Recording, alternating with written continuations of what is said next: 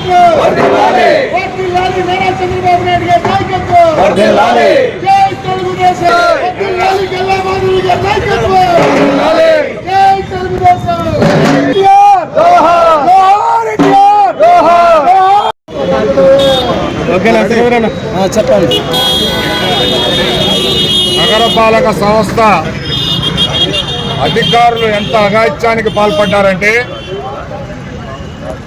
గుంటూరు నగరంలో బృందావన్ గార్డెన్ సెంటర్లో ఎన్టీఆర్ స్టేడియం అని ఆ రోజున కౌన్సిల్లో తీర్మానం చేసి స్టేడియం నిర్మాణం చేపడితే దాన్ని ఈ వైఎస్ జగన్ రాక్షస పాలనలో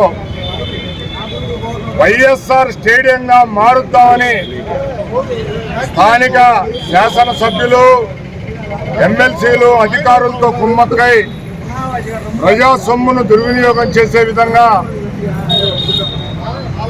వైఎస్ఆర్ జిమ్ అని నామకరణం చేసి దాన్ని శంకుస్థాపన చేసి బిల్డింగ్ కట్టి నడి రోడ్డులో ఉన్న ఎన్టీఆర్ స్టేడియం పేరుని రూపుమాపేందుకోసం స్థానిక వైఎస్సీపీ ప్రజాప్రతినిధులు కుట్ర పన్ని ఎలక్షన్ నోటిఫికేషను ఎలక్షన్ కోడ్ అమల్లో ఉండగా విడుదల రజని రాష్ట్ర మాజీ మంత్రి ఆధ్వర్యంలో శిలాఫలకాలు ప్రారంభించడం జరిగింది. ఎలక్షన్ కోడ్ ఉంటే అప్పటికప్పుడు వాళ్ళు హడావుడిగా శిలాఫలకాలు పెట్టి ఏదో వైఎస్ఆర్ జిమ్ మేము ప్రారంభించేసామని చెప్పి చెప్పడం జరిగింది. వీటన్నిటిపైన మేము హైకోర్టులో బిల్ వేయటం జరిగింది. అయితే కోర్టులో కేసు పెండింగ్ ఉండగా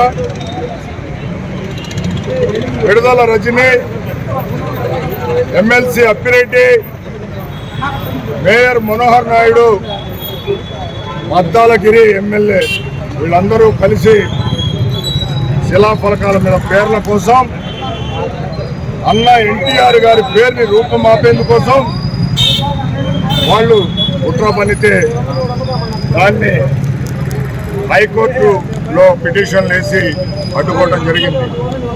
ఈ రోజున వాళ్ళ రాక్షస పాలనలో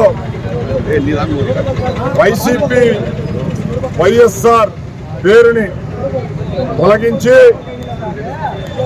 ఎన్టీఆర్ జిమ్ అని నామకరణం ఈ రోజున మహోత్సవ కార్యక్రమం బ్రాహ్మణ చైతన్య వేదిక ఆధ్వర్యంలో ఈ కార్యక్రమం చేపట్టడం జరిగింది. బ్రాహ్మణ చైతన్య వేదిక ఒక కులానికి కోసం పనిచేసే సంస్థ కాదు. ఎవరికి ఏ సమస్య వచ్చినా పోరాడే సంస్థ. ఈ రోజున మా యూత్ అధ్యక్షుడు రాయపాటి సాయి గారు, సౌరన్ రోహిత్ గారు, మలివేటి కృష్ణ గారు, సత్యం గారు, మన విఠల గారు పాల్గొన్నారు. ఇప్పటికైనా మేము తెలియజేస్తున్నాం, ఎన్టీఆర్ గారి పేరు జోలికి ఎవరైనా వస్తే తాట తీసేస్తామని చెప్పి తెలియజేస్తున్నాం.